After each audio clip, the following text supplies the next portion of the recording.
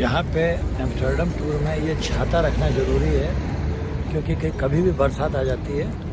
आप जो पीछे लेफ़्ट साइड में देख रहे हैं ये साइकिल ट्रैक है और यहाँ से साइकिल निकलती रहती है, तो इधर जाने पे ये फुल स्पीड में साइकिल चलाते रहते हैं। यूरोप में और एम्स्टर्डम में भी साइकिल चलाना और दौड़ना पैदल पैदल ये बहुत ज़्यादा लोकप्रिय है। और यहाँ से हम जा रहे हैं लंच के लिए। एम्स्टर्डम की ये ब्यूटीफुल कैनाल्स हैं और इन पे चलती हुई बोट्स हैं। इन ब्यूटीफुल कैनाल्स के कारण ही जो एम्स्टर्डम को नॉर्थ का वेनिस कहते हैं, लेकिन मेरे हिसाब से तो एम्स्टर्डम वेनिस से भी अच्छा है। इसके जो बैक वाटर्स पे बोट्स चलती हैं, किनारे जो बिल्डिंग्स हैं और जो रोड्स हैं उसमें 3 लेयर में, एक लेयर में साइकिल चलती है, ट्राम्स हैं और जो गाड़ी के लिए अलग लेन है, साइकिलिस्ट चलते हैं। बड़ा ब्यूटीफुल सीन क्रिएट रहता है। और जो मैं आपको दिखाऊंगा अभी, एक बार थोड़ा सिटी में जाके उसके स्क्वायर पे जाके फिर मैं वापस आपको क्रूज कैनाल के लिए ले आता हूँ।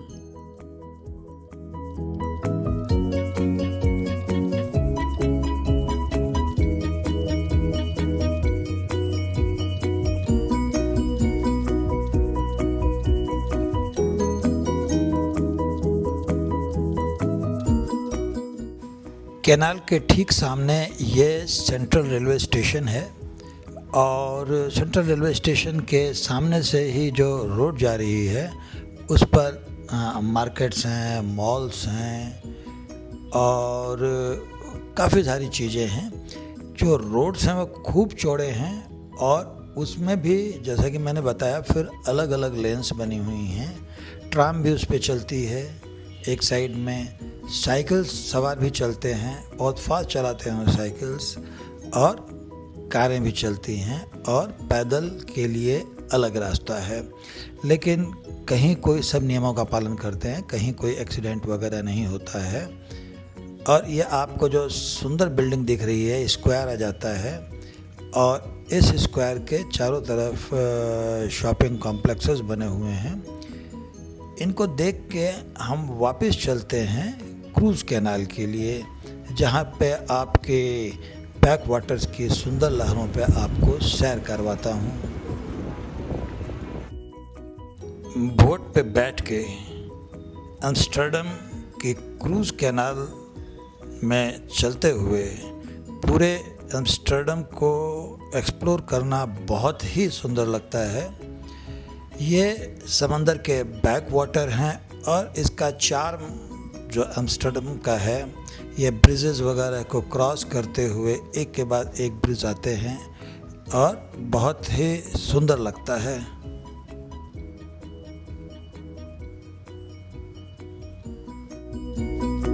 मैं आके बैठ गया हूँ अपनी बोट पे और इन्होंने कान में लगाने के लिए एक ईयर प्लग दे रखा है, जिसमें जो भी चीज़ें आती हैं उनके बारे में बताते रहते हैं, तो वो सुनाई देता रहता है कि हम किस जगह से गुज़र रहे हैं। और सभी को एक एक ईयरफोन दे रखा है, तो सबने लगा रखा है। और इसके साथ ही यात्रा प्रारंभ होती है जो 1 घंटे की है। इस बोट पे 1 घंटे में पूरे कैनाल क्रूज़ में सारे ब्रिजेस को क्रॉस करते हुए हम पूरा एम्स्टर्डम यहाँ से एक्सप्लोर कर रहे हैं।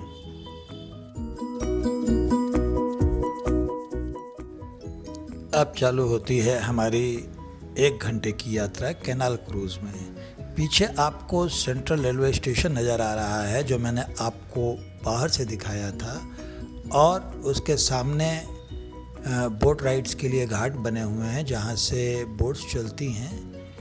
और आसपास ढेरों बोट्स हैं। यहाँ पे 250 तो हाउस बोट्स हैं जो इनकी लहरों पे रहती हैं। और कभी कभी इतनी ज़्यादा बोट्स हो जाती हैं आगे पीछे, लोग बहुत मस्ती करते हैं यहाँ पे और बोट्स में ही पार्टी मनाते रहते हैं। तो कभी कभी यहाँ इतनी ज़्यादा बोट्स हो जाती है कि जाम लग जाता है, तो फिर उसको हटाना पड़ता है, एक दूसरे के बोट को रास्ता देना पड़ता है। यहाँ पे लोग बहुत पार्टी करते हैं। ये पीछे नज़र आ रहा है एक रेस्टोरेंट है चाइनीज़ स्टाइल में, इसको चाइना टाउन बोलते हैं और बहुत पुरानी बिल्डिंग है ये। यहाँ पे बिल्डिंगें आपको 100 साल से लेके 300 साल तक पुरानी बिल्डिंग्स हैं और जो कैनाल्स हैं उसके किनारे किनारे मकान बने हुए हैं, वो भी काफ़ी पुराने हैं। जैसा कि मैंने आपको बताया था कि यूरोप में जनरली जो पुरानी चीज़ें हैं उसके आसपास नया कंस्ट्रक्शन नहीं होने देते हैं और उसको पुराना एज सच पड़ा रहने देते हैं। कैनाल के किनारे जो मकान हैं उनकी गाड़ियाँ भी खड़ी रहती हैं, उनकी ज़्यादातर की पर्सनल बोट्स हैं, वो इसमें समंदर में निकलते हैं, सैर करते हैं, मौज मस्ती करते हैं और एंजॉय करते हैं।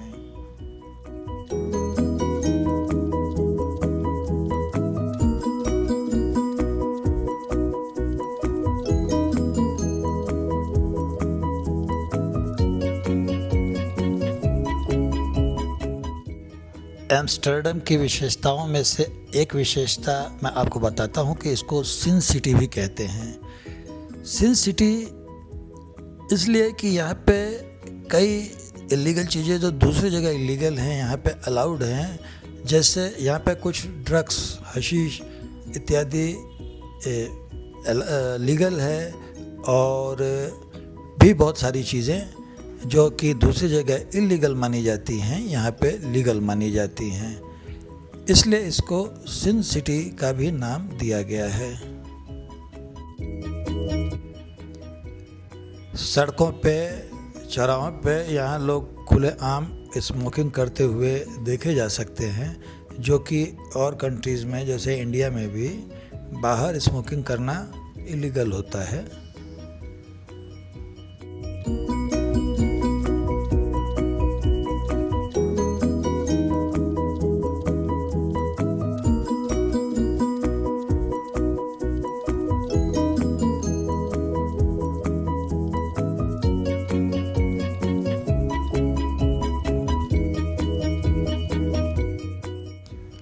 आगे पीछे ढेरों बोट्स आ रही थी और इतनी ज़्यादा कि यहाँ पे ट्रैफिक जाम जैसा हो गया, चारों तरफ बोट्स ही बोट्स हो गई। उसके बाद आगे वाली बोट्स को एक तरफ करते हुए रास्ता देना पड़ा, जिससे एक एक करके बोट्स वापस सारी निकलती गईं।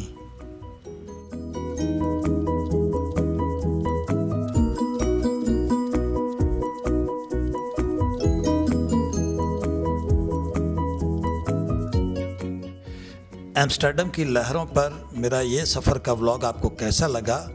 अच्छा लगा हो तो आप शेयर करना, सब्सक्राइब करना। Thank you.